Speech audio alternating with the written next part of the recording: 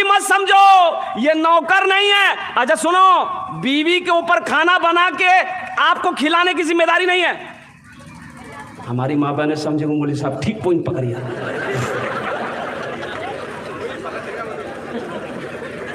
अब भाई बात सही है। देखिए, औरतों की जिम्मा नहीं है कि खाना बना के आपको खिलाएगी, आपका मैला कपड़ा धोएगी, आपका पैर दबाएगी, नहीं, वो जिम्मा उसका नहीं है। सुनो कैसे नहीं है, हवाला दे रहा हूं मैं, ऐसी वैसी बात नहीं बोल रहा हूं। लेकिन मेरी माँ बहनों सुनो, आप भी क्या कहते हैं कि कान खोलकर सुनो। आप निकाह पढ़ते हैं भाई, निकाह पढ़ते हैं ना?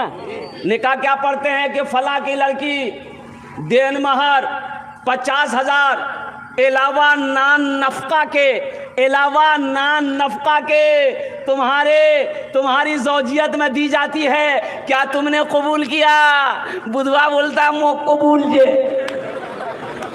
नान नफका के, नान मने रोटी, नान मने रोटी, नफका मने कपड़ा। तो कपड़ा जिम्मेदारी तोड़ से, कपड़ा धोर जिम्मेदारी,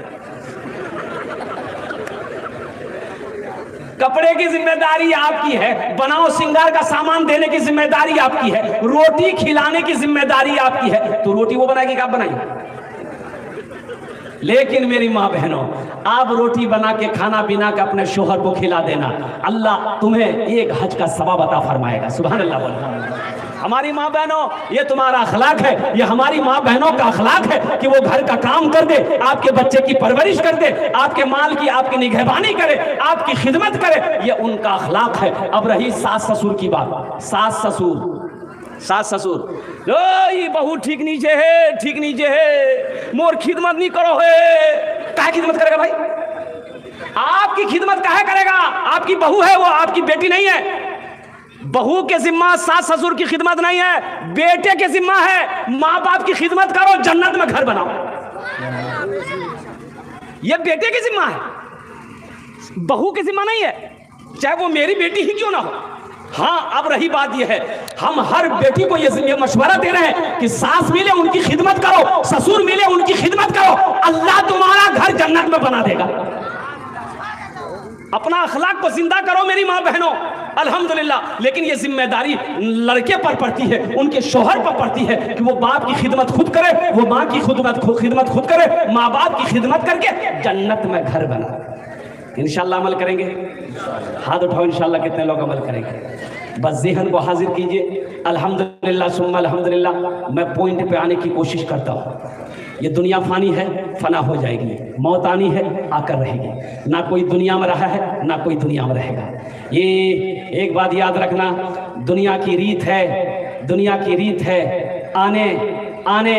आने दुनिया माने का एक सिस्टम है, दुनिया माने की एक रीत है, लेकिन दुनिया से जाने की कोई सिस्टम नहीं है, कोई रीत नहीं है। दुनिया माने का सिस्टम यह है कि पहले दादा आता है, फिर बाप आता है, फिर पोता आता है। यही सिस्टम है ना कि पहले पोता आता है। अरे बोलो भाई, पहले पोता हो सोना की, पहले दादा, फिर बाप, फिर पोता। लेकिन कुर्बान जाओ, दुनिया से जाने का सिस्टम नहीं है। दादा रह जाता है, पोता चला जाता है, नाना रह जाता है, नवासा चला जाता है, बाप रह जाता है, बेटा चला जाता है, माँ रह जाती है, बेटी चली जाती है। तो पता ये चला कि दुनिया माने की रीत है, दुनिया माने का सिस्टम है, डिसिप्लिन है, लेकिन इस दुनिया से जाने का कोई डिसिप्लिन नहीं है, कोई सिस्टम नहीं है। इसलिए मेरे बच्चों, नौजवानों, ये जिंदगी मुख्तसर है, मुख्तसर जिंदगी में आखिरत की तैयारी करो। मौत कब हो जाए कहना मुश्किल है, मौत कब हो जाए कहना मुश्किल है। 4 व्हीलर 4 चक्का से अब कुर्बान जाओ, एक बारात गई, वो लड़का बीवी को शादी करके ला रहा था, नेशनल हाईवे पे। अब बाराती लोग भी रुके, ये दुल्हा दुल्हन की भी गाड़ी रुकी, तो बोला कि बहुत अच्छा है, होटल में कुछ नाश्ता पानी खा लेंगे। तो ये लड़की दुल्हन जो थी, अब नेशनल हाईवे पे, अब दूल्हा इसका हाथ पकड़ा, अब जरूरियात से फारिग होने के लिए रोड के वो पार कर रहा था, वो रोड के उस पार गए, दूल्हा दुल्हन जरूरियात से फारिग हुए, वहां से लौट रहा था, फिर रोड पार करके होटल आना था। अल्लाह अकबर कबीरा, भोर का टाइम था, सुबह का टाइम था।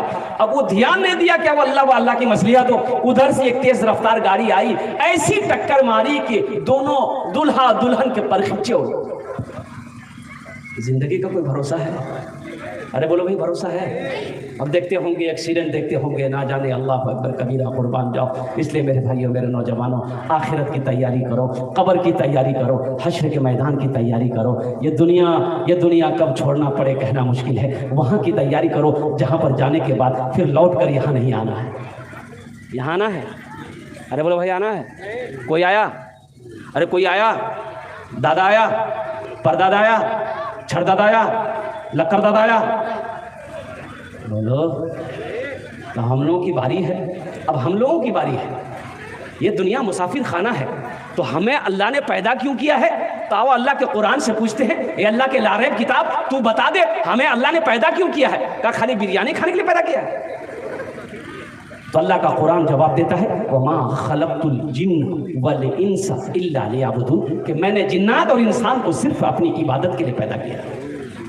तो आखिरत की तैयारियों में से एक अमल है जन्नत में घर बनाने का। इंशाल्लाह कितने लोग बनाएंगे? हाथ उठाओ, मैं इंशाल्लाह मैं दुआ करूंगा। अल्हम्दुलिल्लाह, वाह भाई वाह, सारे लोग तैयार हैं। तैयारी है, ये अल्लाह के रसूल का घर है। एक बात ध्यान रखिएगा, अल्लाह के महबूब जनाब मोहम्मद रसूलुल्लाह सल्लल्लाहु अलैहि वसल्लम का घर, मस्जिद अल्लाह का घर है, मदरसा रसूलुल्लाह का घर है। ये जो मदरसा जहाँ बच्चे बैठकर अल्लाह की कुरान की तिलावत करते हैं, कुर्बान जाओ असातिज़ाए किराम बैठकर उसे अल्लाह के कुरान पढ़ाते हैं, कुर्बान जाओ अल्लाह ताला रहमतों को नुज़ूल करता है। अल्लाह कहता है कि जहाँ पर कुरान पढ़ा जाए अल्लाह रहमतों को नाजिल करता है, और जब रहमतें नाजिल हो तो रहमतें पूरे गाँव में फैलती हैं।